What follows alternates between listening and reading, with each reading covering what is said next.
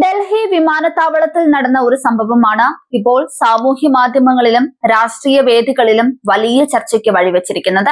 BJP. നേതാവായ മാധവിലത വിമാനത്താവളത്തിലെ പ്രാർത്ഥനാ മുറിയിലിരുന്ന് ദുർഗാസൂക്തം ചൊല്ലിയ വീഡിയോ പങ്കുവച്ചതാണ് ഇക്കണ്ട വിവാദങ്ങൾക്കെല്ലാം തുടക്കമിട്ടത്.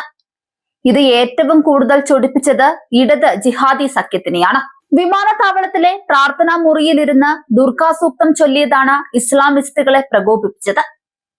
ദുർഗാസൂക്തം ഉറക്കെ ചൊല്ലുന്ന വീഡിയോ മാധവിലത തന്നെയാണ് സോഷ്യൽ മീഡിയയിൽ പോസ്റ്റ് ചെയ്തത്.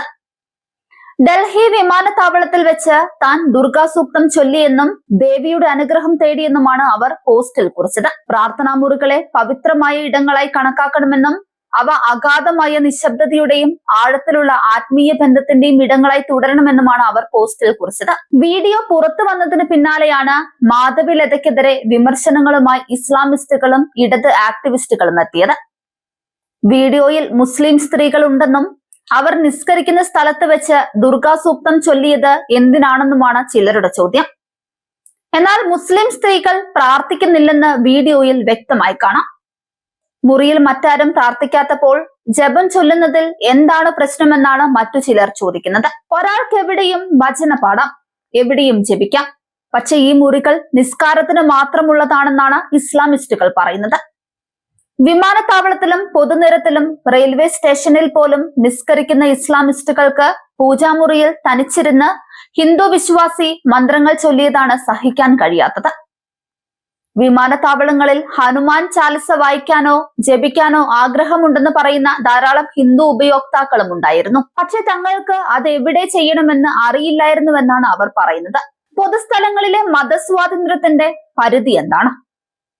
ഒരു വ്യക്തിക്ക് തന്റെ വിശ്വാസം പ്രകടിപ്പിക്കാൻ അവകാശമില്ലേ? യാത്രക്കാരായ സ്ത്രീകൾക്ക് നിസ്കരിക്കാനുള്ള സ്ഥലം എന്ന ചുവരെഴുത്തുകൾ കാണാത്തവരല്ല നമ്മൾ.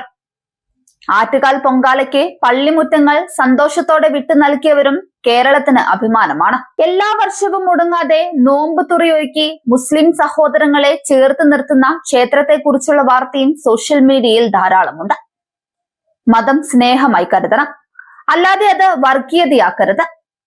നിങ്ങളുടെ മതത്തിൽ വിശ്വസിക്കുന്ന സ്ത്രീകൾക്ക് അവിടെ നിസ്കരിക്കാനുള്ള അവകാശമുണ്ടെങ്കിൽ തീർച്ചയായും മാധവിലതയ്ക്കും അവരുടെ വിശ്വാസം തുടരാൻ അവകാശമുണ്ട്. കേരളത്തിലായിരുന്നെങ്കിൽ ഇങ്ങനെയൊരു ദുരനുഭവം വരില്ലെന്ന് ചിന്തിച്ചാലും തെറ്റാണ്. കേരളത്തിലും വിശ്വാസങ്ങളിൽ ഇടം കോലിടുന്നവർ ധാരാളമുണ്ട്. പൊതുസ്ഥലങ്ങളിലെ മതസ്വാതന്ത്ര്യം ഒരു വിഭാഗത്തിനുള്ള പ്രത്യേക അവകാശമല്ല, അതെല്ലാവർക്കും ഒരുപോലെ ബാധകമായ അവകാശമാണ്.